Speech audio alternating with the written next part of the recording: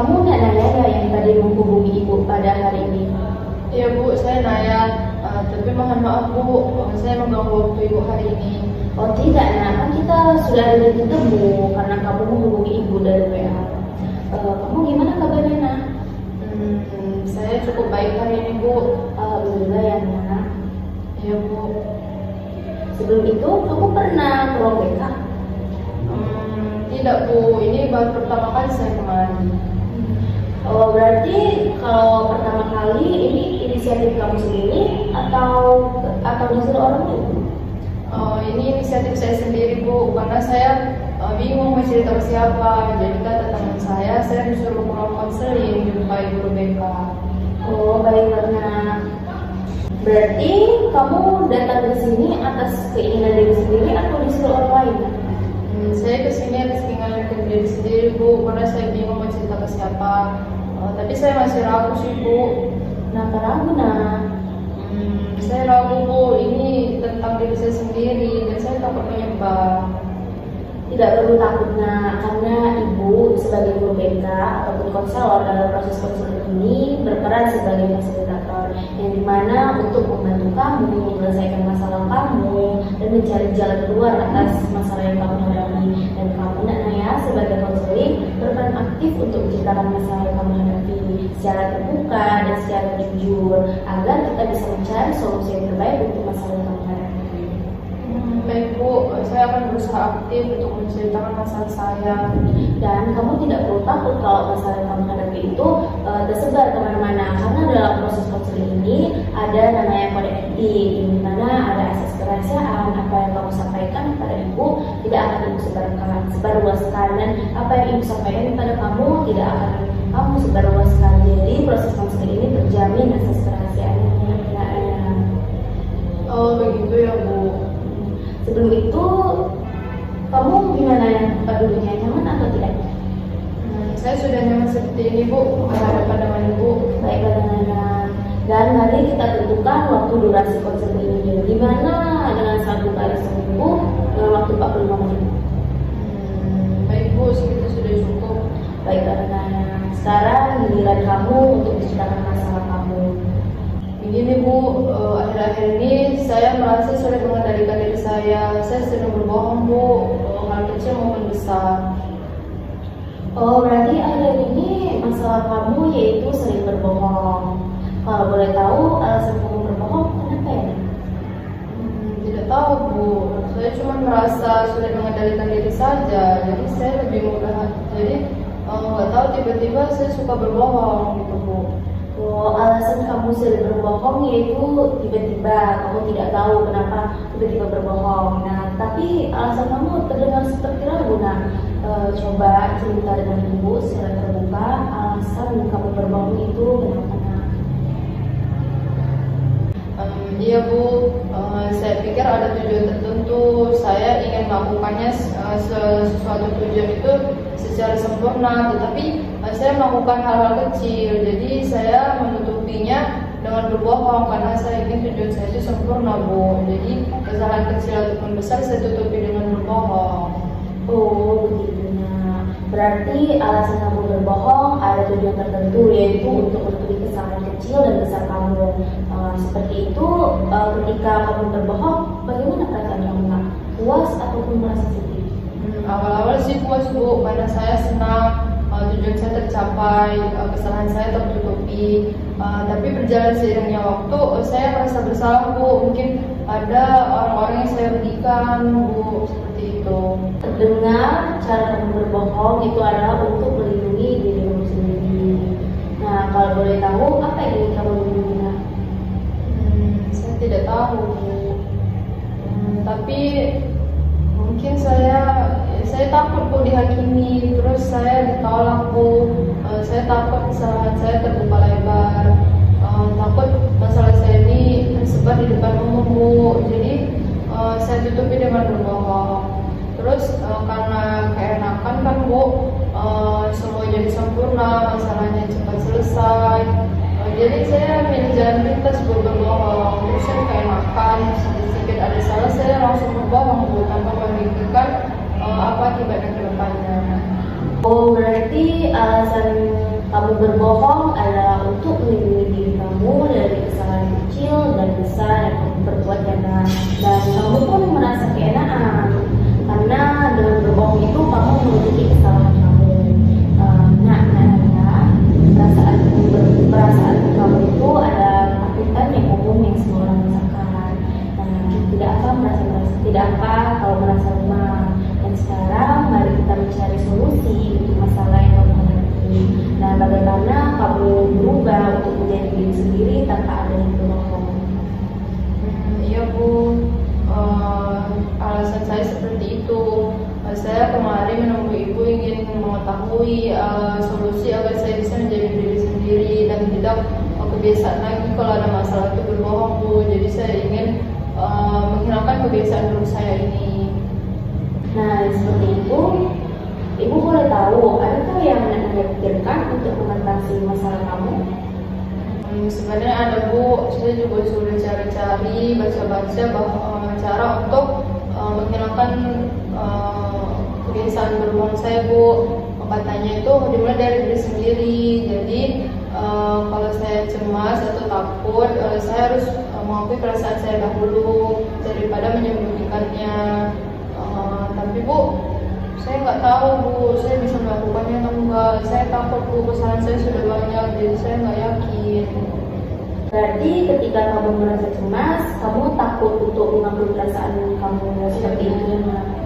Tidak apa karena seperti itu.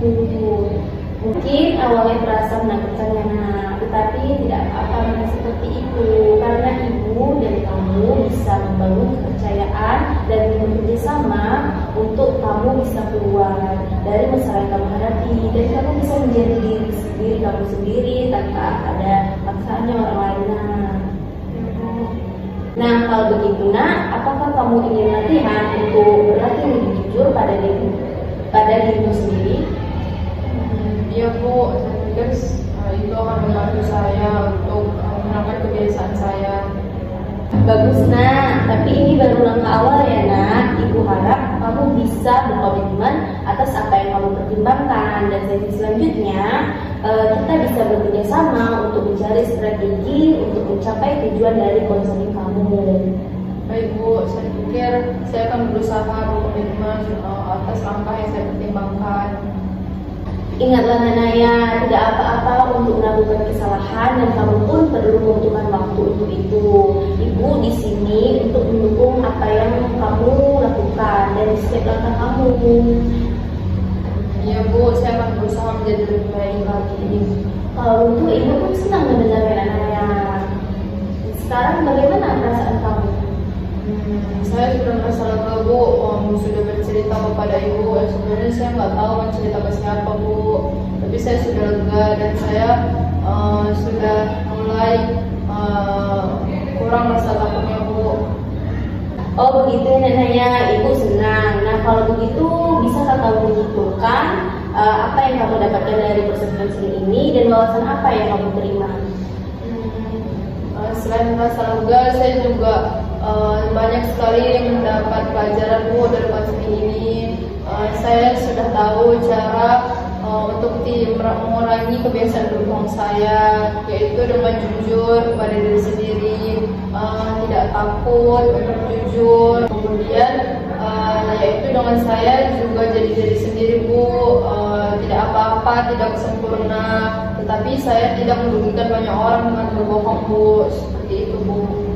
Syukurlah kamu merasa bahagia karena telah menemukan solusi dari permasalahan kamu. Semoga apa yang kamu bilang tadi bisa direncanakan dengan tepat ya nak. Ya, baik Bu, terima kasih ya Bu.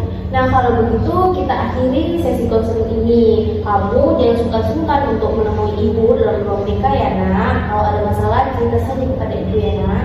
Ya Bu. Baik nak.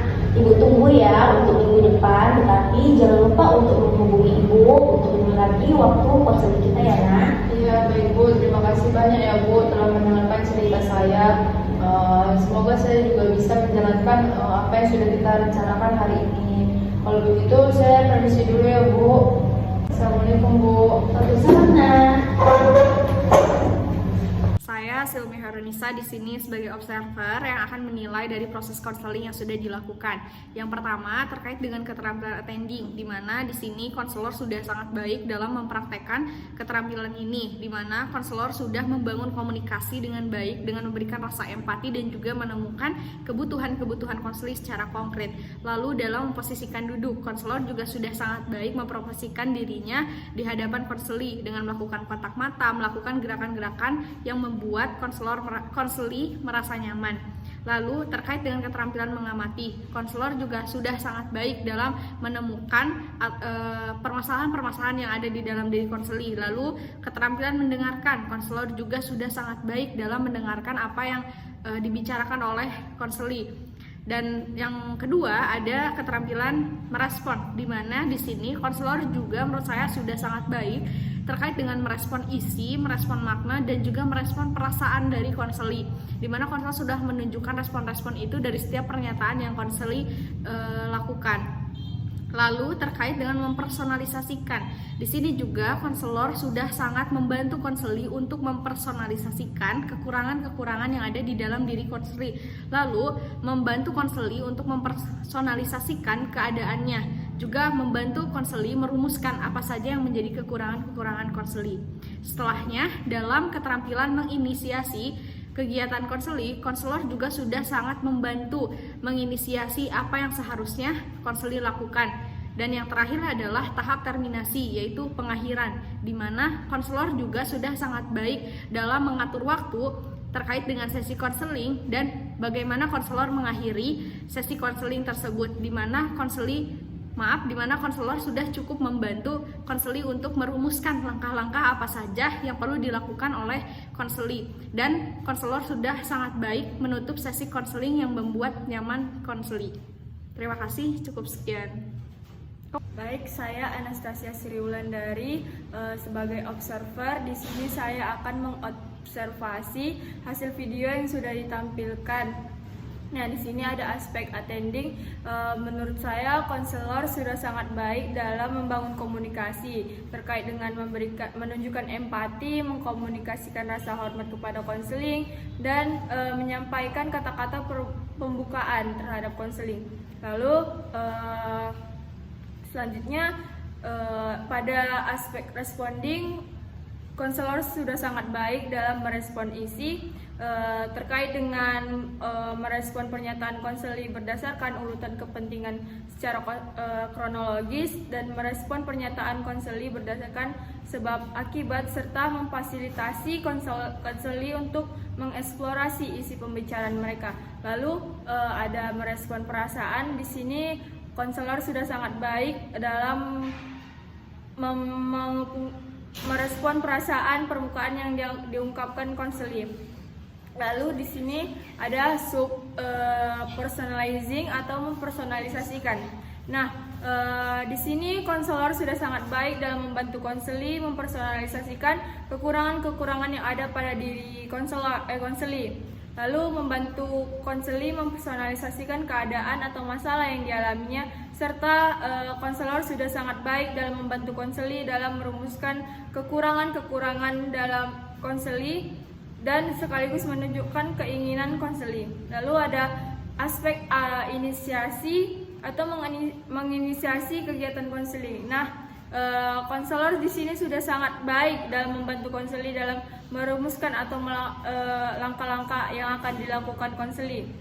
Dan konselor juga sudah sangat baik dalam membantu konseli dalam mengembangkan langkah-langkah awal, bagian tengah ataupun akhir. Lalu kegiatan selanjutnya ada terminasi. Nah, di sini juga konselor sudah sangat baik dalam menyampaikan waktu konseling telah habis dan meminta konfirmasi kembali kepada konseling untuk melaksanakan kegiatan konseling. Dan juga konselor sudah sangat baik membantu konseling dalam membuat kesimpulan atas pokok-pokok hasil wawancara. Sekian dari saya, terima kasih. Saya Nurul Inayah, saya akan memaparkan hasil dari proses konseling yang telah dilakukan. Yang pertama, dalam aspek attending, konselor juga sangat baik dalam membangun komunikasi seperti menunjukkan empati, mengkomunikasikan rasa hormat, dan ataupun menyampaikan tujuan konseling kepada konseli. Kemudian Kemudian ditunjukkan dengan memposisikan duduk. Konselor juga sudah bagus mengatur posisi duduk, kemudian mengatur gerakan tangan dan kaki, dan melakukan sentuhan yang diperlukan untuk konseling. Kemudian untuk aspek keterampilan mengamati, konselor juga sudah bagus menunjukkan pemahaman terhadap ekspresi konseling. Kemudian keterampilan mendengarkan, konselor juga sudah bagus dalam memfokuskan perhatian kepada pembicara, memfokuskan pada proses terjadinya peristiwa. Kemudian untuk aspek responding, konselor juga sudah sangat bagus dalam merespon isi seperti merespon pernyataan konseling. Kemudian untuk merespon perasaan, contohnya seperti merespon perasaan terselubung di balik pernyataan konseling. Kemudian untuk merespon makna, contohnya seperti memberikan respon terhadap pikiran yang diungkapkan konseling. Konselor juga sudah sangat bagus. Kemudian untuk poin ketiga yaitu personalizing atau mempersonalisasikan, konselor juga sudah sangat baik dalam membantu konseling mempersonalisasikan kekurangan, kemudian membantu konseling untuk merumuskan kekurangan konseling. Kemudian untuk poin initiation yaitu menginisiasi kegiatan konseling, konselor juga sudah sangat bagus seperti membantu konseling merumuskan kegiatan atau langkah-langkah, kemudian membantu konseling menetapkan waktu untuk memulai kegiatan, kemudian memberikan penguatan positif atau negatif terhadap konseling. Dan untuk poin terakhir, konselor juga sudah sangat bagus yaitu dalam poin terminasi, seperti menyampaikan bahwa waktu konseling telah habis, membantu konseling membuat kesimpulan atas pokok-pokok hasil konseling, kemudian menanyakan perasaan konseling dan mendiskusikan rencana tindak lanjut yang perlu dilakukan. Terima kasih. Saya Dita Dwi Cahya sebagai observer. Di sini saya akan menjelaskan hasil observasi saya dalam proses konseling yang sudah dilakukan.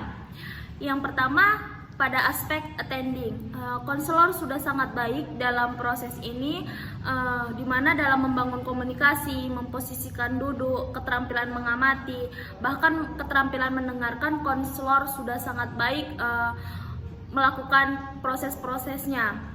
Yang kedua, dalam aspek responding, konselor sudah sangat baik dalam merespon isi, merespon perasaan, serta merespon makna. Konselor juga sudah sangat baik dalam poin-poin tersebut. Yang ketiga ada mempersonalizing atau mempersonalisasikan. Di sini konselor sudah sangat baik karena konselor dapat membantu konseling untuk mempersonalisasikan kekurangan-kekurangan yang ada pada dirinya, membantu konseling mempersonalisasi keadaan, dan membantu konseling untuk merumuskan kekurangan konseling dan sekaligus menunjukkan keinginan konseling. Yang keempat ada initiating atau menginisiasikan kegiatan konseling. Di sini konselor sudah sangat baik membantu konseling dalam merumuskan kegiatan, membantu mengembangkan langkah-langkah awal, tengah hingga akhir, membantu konseling menempatkan waktu kapan dimulai kegiatan, dan bersama konseling untuk menetapkan waktu pertemuan selanjutnya untuk memonitari langkah-langkah dan memberikan penguatan positif negatif untuk konseling.